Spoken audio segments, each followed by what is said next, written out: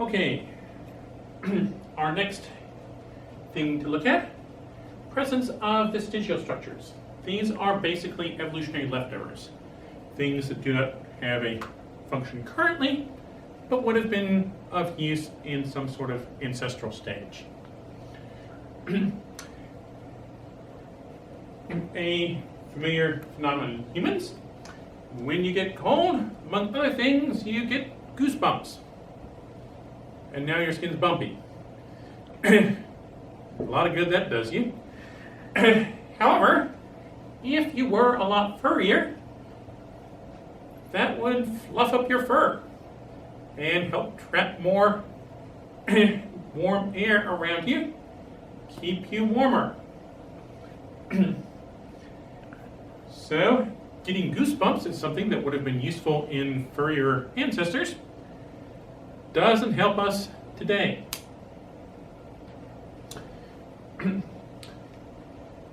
Things like snakes, other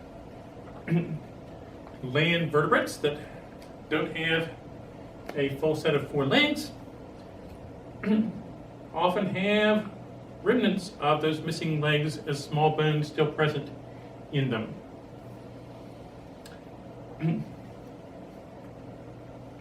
Oysters. The larvae have a foot. Oysters attach onto things. They do not need to have a foot to move around or to dig with.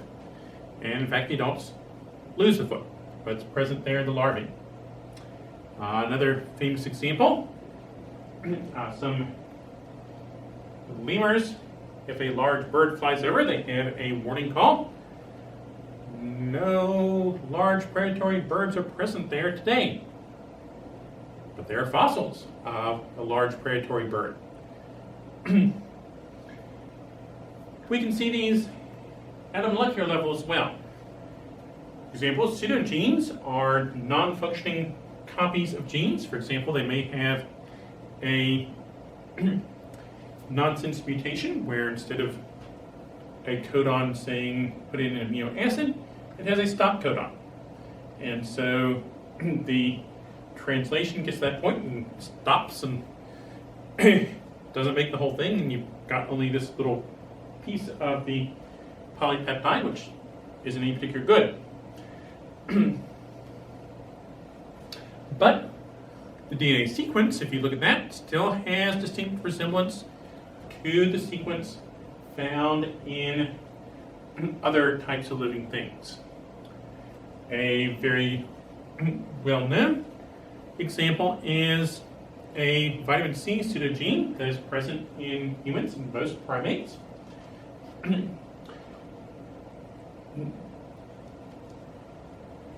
Vitamins are molecules that we need to get from our food that are essential to our health, as opposed to the ones that we can make for ourselves. Most types of vertebrates are able to make their own vitamin C, which means it's not a vitamin for them because they make it, and so they don't need to get it in their food. But we and most other primates cannot, and there are random other things as well with a similar lack. But in us and other primates, we can find the DNA that would tell how to make the protein that would make vitamin C. But that gene, it's missing pieces, it's got stop codons, things like that, it doesn't work. Guinea pigs, their vitamin C genes messed up too, but in different ways. Having this old broken vitamin C gene doesn't make a whole lot of sense. It's not doing good, but it's not doing any particular harm either. It's just sitting there. So it's something that's kind of sitting there, inherited from ancestors.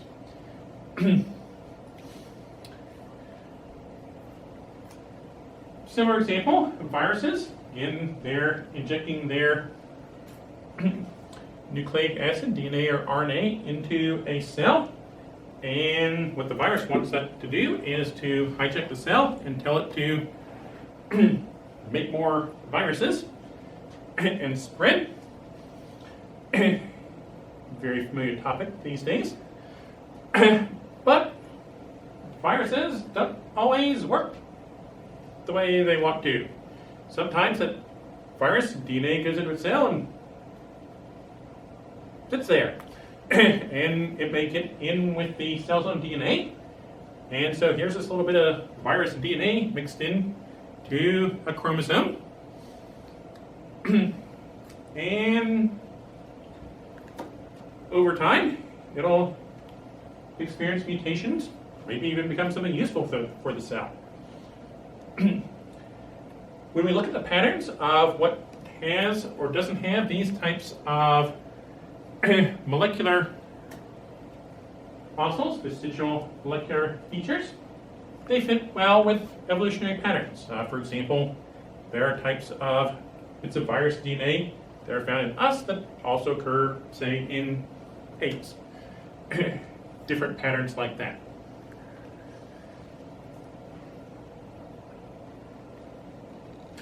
Here's an example. The little back leg bones in a snake on the X right here. Pythons like this one are among the ones that have those bones most conspicuous. In fact, sometimes you can see little tiny stubs down on the side of the snake as relics of the hind limbs. Ancestors of snakes lost the front limbs first, so those are more reduced. They're pretty much entirely gone. We do have fossils of ones that have actual little legs sticking out, not just tiny stubs.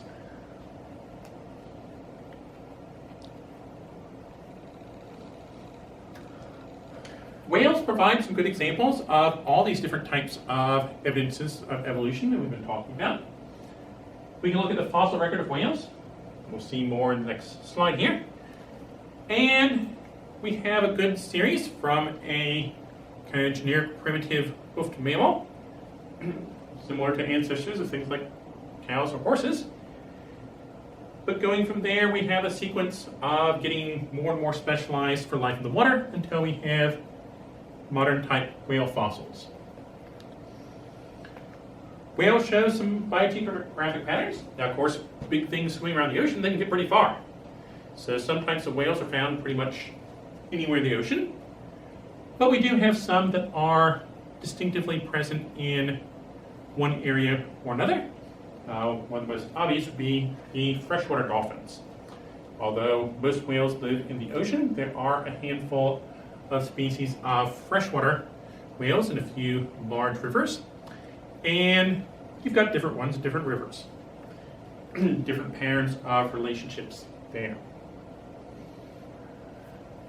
And sometimes the whales live in specifically one ocean or part of the ocean versus others. We see patterns there as well. Homology. Many anatomical features. Of course, whales are shaped much more like fish. But if we ignore the shape, they are, in their anatomy, mammals. Similar to us, or to dogs, or cows, or platypuses, or other types of mammals. They don't have much, but there's a little bit of fuzz on some of them, a little bit of hair, typical of mammals. Produce milk for their babies. Like other mammals, I mentioned the bones in the flippers match the arm bones of other mammals. Neck bones. Mammals characteristically have 7 neck vertebrae. Sea cows have lost one, but typically it's 7. Giraffes have 7 long bones.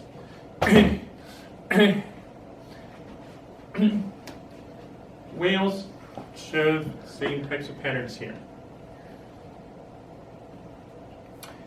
In the DNA, similarly, when we look at whale DNA, it is mammal DNA, and specifically most similar to that of the hippos.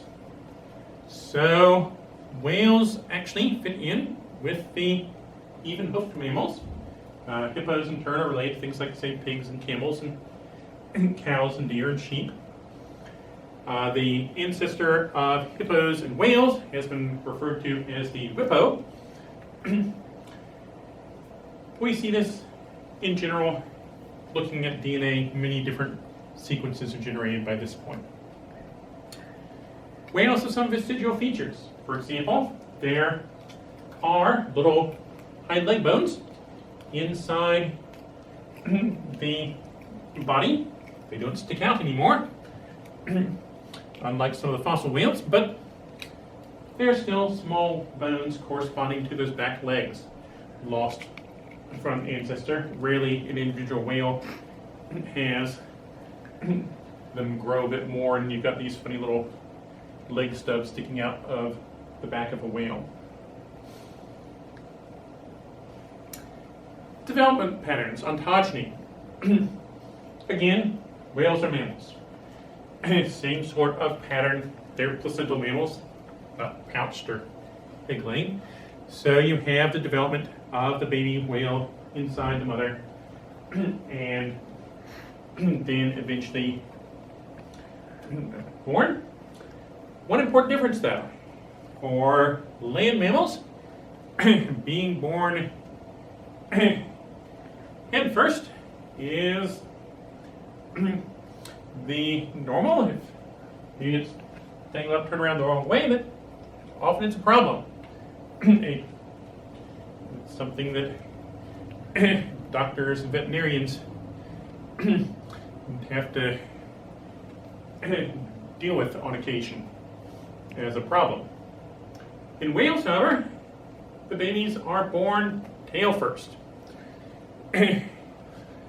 Okay, why would that be? Well, whales being mammals,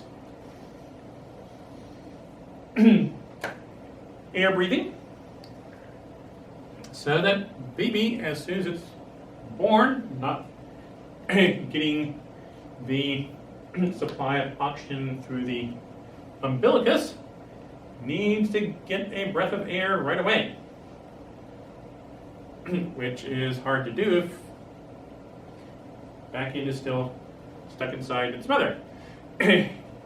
So a baby whale being born head first is going to run into problems drowning before it has a chance to get a breath.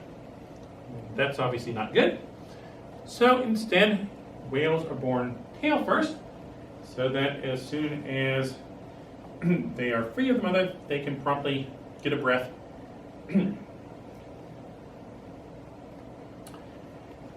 Whales are subject to a variety of constraints, both in terms of basic physics that any living thing would have to follow. For example, whales, big active swimmers, they need to be streamlined. Whales are the same general sort of body shape as fast-moving fish, as squids, as submarines, as, say, fossil ichthyosaurs. If you're going to be moving fast through water, you need to be streamlined. So anything's going to show that. Whales also have some constraints that are not true of all living things, but specifically relate to their heritage as being mammals. Again, air breathing, besides being a challenge for when the baby whale is born, in general, they have to come up for air. That's not necessarily the most convenient thing for living in the water. But on the other hand, mammals use all that oxygen that you can get from air, a much better source of oxygen than breathing in the water is, to, among other things, power being warm-blooded, have a high metabolism. It would take changing an awful lot of things for a whale to be able to breathe oxygen in the water. Now, they do have much better ability at holding their breath than we do. many different specializations to help them dive, but to change from breathing air to breathing in the water is such a big step. The whales have not shown any particular progress in that direction. Another thing, going to the heritages of mammals, is in the way they swim. You may remember, talked about the transition from reptile-like forms, the mammal-like reptiles, synapsids, to mammals.